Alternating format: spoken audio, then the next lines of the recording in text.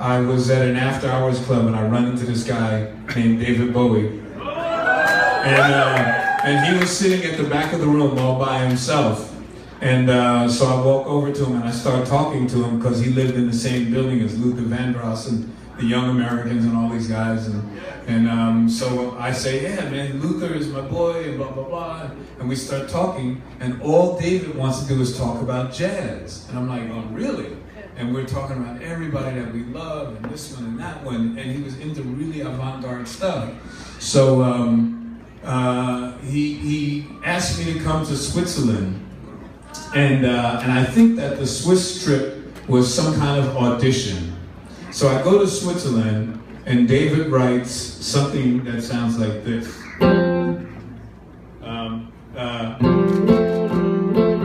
All right, he was playing like a 12-string guitar.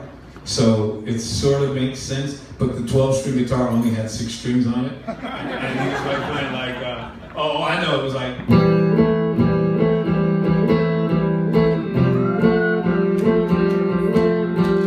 And he went, I said, so David, what is that? He went, I want to call that song Let's Dance.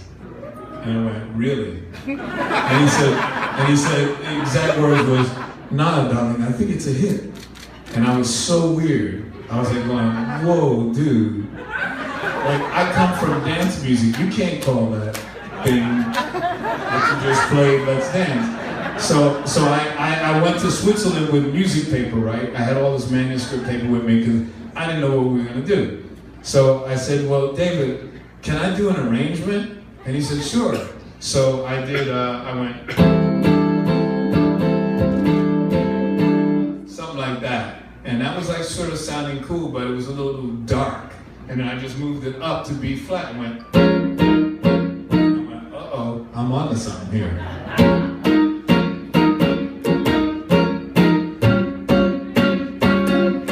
Because I knew he liked jazz. And then, but it sounded a little dark, so then I inverted it up to, and I started going,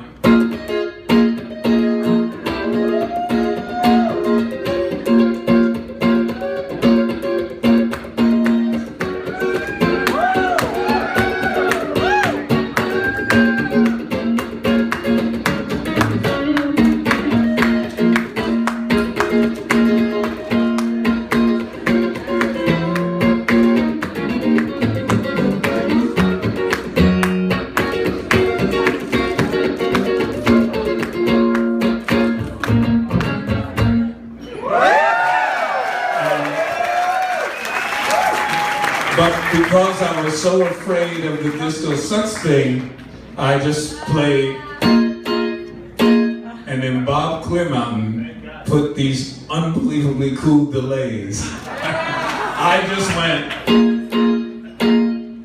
boom, boom, boom, boom, boom, boom, boom, boom, boom, boom. And Bob was going,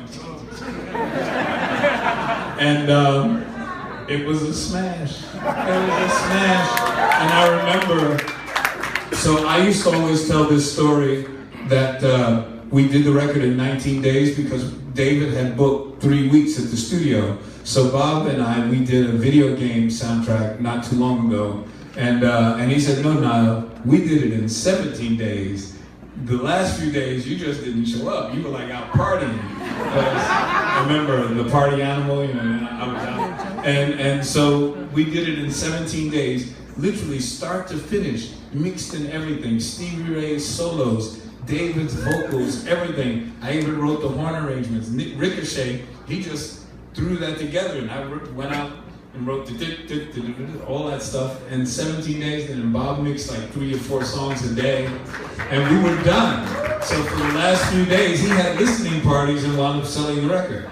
So then all of a sudden, then my career got another boost, and then I did In Excess. I did In Excess, then I did Duran Duran, then I did Madonna, and then it was just like a string of really cool records. Everybody from Paul Simon, and then I saw Rico Kasich in the room. I did Rico Kasich, I did David Lee Roth.